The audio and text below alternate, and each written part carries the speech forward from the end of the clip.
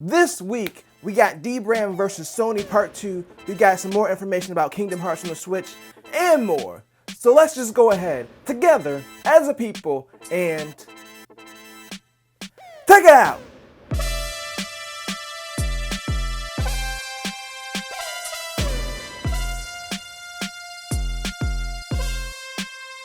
And welcome to another sensational Sunday. I'm Mike, and we got a few stories this week, so let's go ahead and hop into the first one. So last week, I talked about how DBrand had to stop selling his dark plates because basically they got a cease and desist from Sony because they claimed that they were infringing on their design of the PS5 faceplates. Basically, the dark plates were like a custom version of the PS5 faceplates that allowed you to make it matte black instead of the white ones that come with the PS5. Sony made them stop selling it, and DBrand was like, we're not done here. This war is going to continue. I mean, I don't know what kind of war it really is. It's just like, you know, they're trying to sell some plates and Sony's trying to block them. Well, DBrand has come back to fight. The new Dark Plate 2.0s are up for pre-order right now for $59.05. So they changed the design a little bit. The main thing is they added a vent for the fan so it can suck in cool air, and it has like the vent holes in it.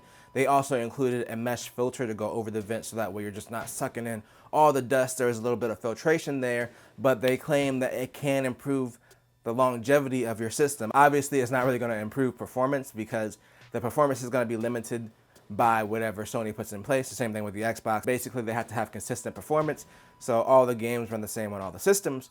But theoretically, if the system's cooler, less heat will make the components last longer, so having these dark plates could make the system last longer. They also claim that they're more stylish, so make your system look better.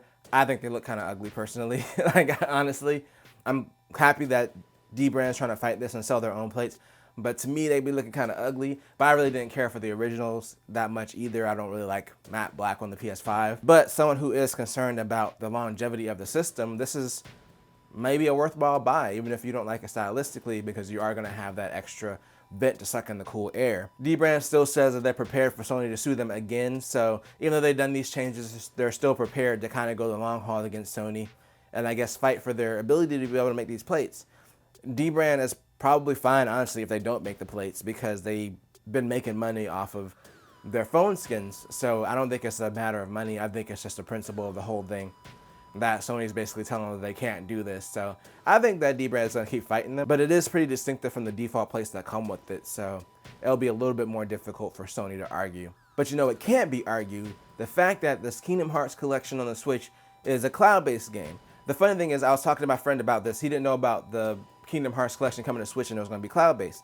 So I was talking to him about it, and I said, I don't see why the older games, like aside from Kingdom Hearts 3, aren't native versions on the Switch. 3, I could understand, it might be like right there on the verge of what the Switch can handle, but the older games, you know, the PS2 remakes and PSP, they could definitely run natively on the Switch. Well, I looked into it again, and so the creator actually said this week that basically the reason that they don't have native versions of any of the Kingdom Hearts games is not because of the graphics, it's mainly because of the storage on the Switch. And when I thought about it, I was like, that makes sense, because most of the Switches just have 32 gigs internally. The Switch OLED does have 64 gigs, but I found this breakdown of how big the games are. Someone posted a chart on Reddit. It was from like 3 years ago, but it had like each game and how big each game was. So a lot of the older games for like DS and PSP are smaller, but then when you get to like the 1.5 and 2.5 remix games, those are like 30 gigs each. That would be enough to take up the full memory on our standard Switch and then like half the memory on an OLED if you just install one of those.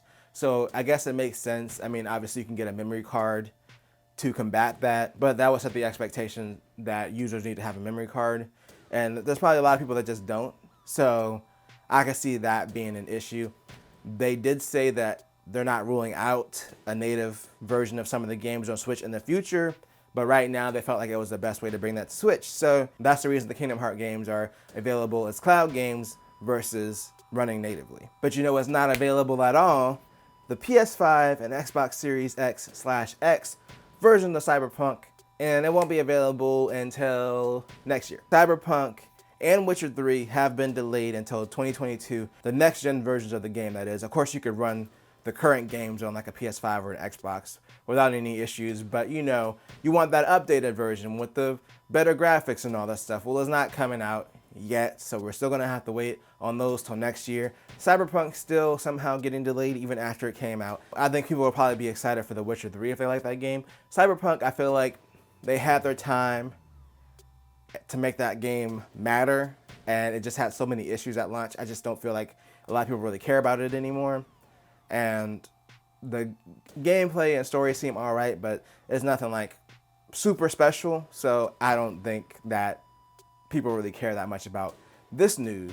However, CD Projekt Red, the company behind these games, has purchased another studio, the Molasses Flood, and the rumor is that studio is going to come in and work on either a future Witcher or Cyberpunk title.